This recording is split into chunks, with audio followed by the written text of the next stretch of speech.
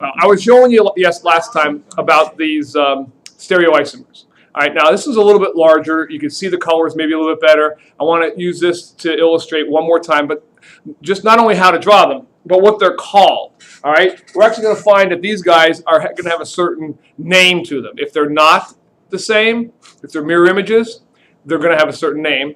And there's also a couple of names, because if I have more than one chiral center, they're going to be called something else. So turn that front light off.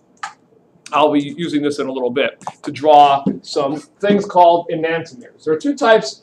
Enantiomers we'll start off with. They are non-superimposable mirror images. They're kind of what I was drawing yesterday, all right? But I didn't call them that. Now I'm going to actually have a name for them, okay? Non-superimposable mirror images. And we're actually going to learn how to do some examples. Now I need you to do your examples in the space I have provided there. I want you to do them exactly like I'm going to show you here. I want you to put one here, and then underneath there's going to be one, and underneath that is going to be one. All right? And in between, it kind of spread them out, because in between I may write a couple of things too. So leave some room in between them. All right? So that's how it's going to look on your paper. Let's try drawing a few of these. All right? I'll start with this guy right here. I'll show them to you with the model first, and then I'll draw them. And let's see if I got the right one here. And H is going back. CL is coming out. Okay, I gotta switch these two around.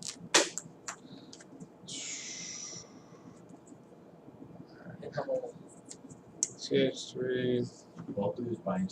There he is. All right. If you look at this guy, all right, y'all looking at him?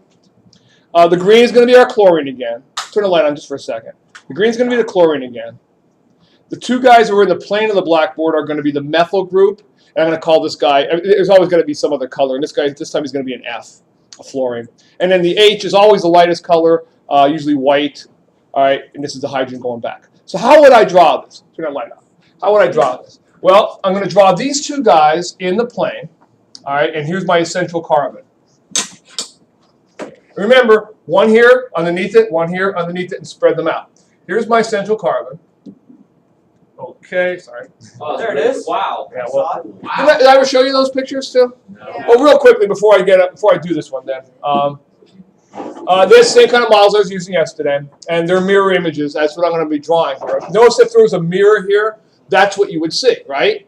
Right. All right. Here's another way of looking at it. I think I used that as an analogy yesterday. Your hands are basically mirror images of each other. They're non-superimposable. Okay. If you try to put them on top of each other, they don't. It doesn't work. You can't superimpose them. And of course, the guy I showed you the other day was thalidomide, and that's thalidomide, and he is also a mirror image of each other. Okay. And that's how we're going to draw them in a little bit. Anyway, let's go back here. All right, now let's draw these guys. Oops, too far. Now, ready?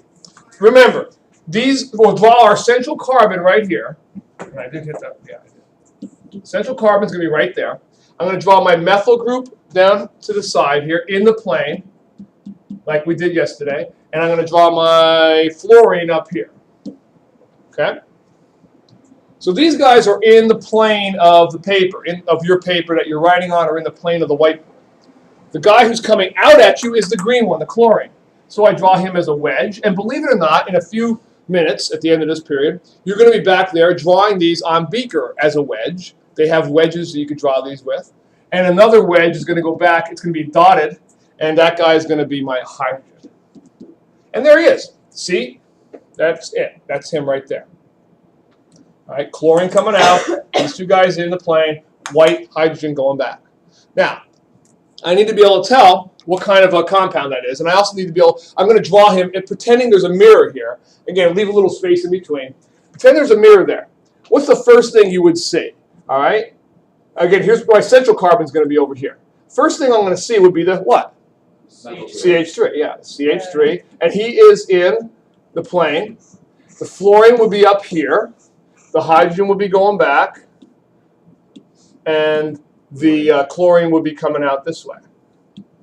Like that. And you notice it kind of looks like a tetrahedron, because it is. It's supposed to look like that. All right? Now, the hard part is I know this is going to be an enantiomer because I just drew it as a mirror image. But the hard part is determining whether they're R or S configuration. Now this first one's pretty easy. I could tell what he is because I purposely drawn him with the hydrogen going into the plane of the board. It's actually, because remember, that's how you have to look at them. I told you have to rotate this guy to look through the molecule and then down the bond of lowest priority. And that guy happens to be, hydrogen will always be the bond of lowest priority if he's in a molecule. Who's going to be your top priority over here? Let's assign priorities now. Chlorine, he's the heaviest. He's 1.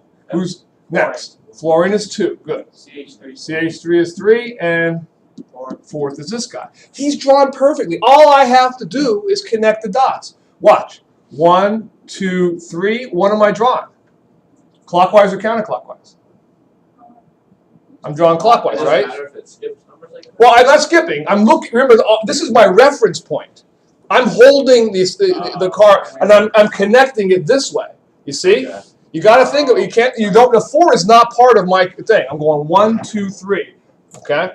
And I'm not going through the 4. I'm holding the 4 as my reference point. You see it? Yep. All right. So this is 1, 2, 3. So anyway, it is clockwise, and therefore what? R. All right. Now the other guy over there, we already know what is he going to be. S. Yeah. I already know he's going to be S, but let me show him to you. All right. But without using the model right now, first doing it on here. I have my same, I'll make him blue. I have my same preferences. 1, 2, 3, 4. I'm looking down the bond, through the molecule, down the bond, the lowest priority. Here's 1, 2, 3. What am I drawing? S. I'm going counterclockwise or S. There you have it. Okay? Is that all I have to do with that? Well, yeah. I mean, that's basic. Once you've done that, now of course, not every one of them is going to be like, oh, here it is. Now draw the mirror image of it. I will give you randomly 2 compounds. They could both be S. They could both be R. One guy could be R. One guy could be S. This guy could be S. This guy could be R. It could be any possibility when I give it to you. The first worksheet I gave you, I just had you draw them. This one, this worksheet I'm going to give you, is going to have them already here, and you don't know what they are. So it's kind of important you could tell the R or S from each other. Now, I'm going to do other examples of this in a minute to practice. But before I do, I want to show you, because I'm going to shut off the camera, because the other examples I want to do are just going to be sloppy ones. And these are the main things you want for your notes. You're just going to do them on the back somewhere. But I want to show you how you can redraw these, or they can be drawn different ways. Matter of fact, you can see one on your worksheet already drawn like that. You see you've got this guy at the bottom. It's going to be drawn as a Fisher projection. All right? Fisher projections are just crosses. Let me use black here. They're just a cross. And there are a lot of times in a book they'll be drawn this way, or online they'll be drawn this way because it's a lot easier. I can't really make wedges most programs. I mean, Beaker does it, but most programs aren't going to do that. I want to see if we can't convert into a Fisher projection, which is a 2-dimensional representation of these guys. All right? And now here's what you got to do when you do the Fisher projection. Since this guy's already made, I'll use this one over here first. The chlorine's coming out at you. The hydrogen's going back. This guy and this guy are in the plane of the paper, right? Okay? Plane of the paper, coming out, going back. What you do is you kind of rotate them. You can see them there. You rotate them a little bit like that, just a hair. So you have a top and the bottom, and the left and the right. All right, so your top and bottom are going to be the fluorine and the hydrogen are going to be on top and the bottom. And what's going to be on your left? What do you think? The CH3. And what's going to be on the right? The chlorine. Okay? So just a small rotation. Now the weird part about this is, so we say, oh, well, that's easier to draw. It is easier to draw, but it's not necessarily easier to see, because you have to keep this in mind. A Fisher projection, nobody is in the plane of the paper. Nobody. This guy here, let's look at him again. There's my chlorine to this side. There's my methyl. When I look at him like this, nobody's in the plane. This guy and this guy are coming out at you. This guy and this guy are going back in. So what you really have in a Fisher projection is something that's basically like this. A wedge coming out and a wedge going back. You can draw that in between. I told you to leave some room in between. That's what a Fisher projection. These are called Fisher projections. Why are they called Fisher projections? I don't know. Fisher? A guy was fishing one day and he realized, I have no idea. Right, just ask. He had his projector with him and he was fishing and he called them Fisher projections. So we got this. I'm sure there's a reason. All right, I want you right now, because you will make mistakes on this. Convert this guy into a Fisher projection right now. And then I'm gonna shut it off right now because what we'll do is, or no, I guess I'll wait until you try it, and we'll do this one. Then I'm gonna stop it and we'll just do a few sloppy examples of other ones. Make sure you know what you're doing here, but I don't want to have the video be, 40 minutes long. Yeah, video. All right, did you guys try this one? What did you guys get? I hope you got F and H as your top and bottom, right? Yeah. And your left this time is Cl, and your right is CH3. Is that good? Yeah. All right, good.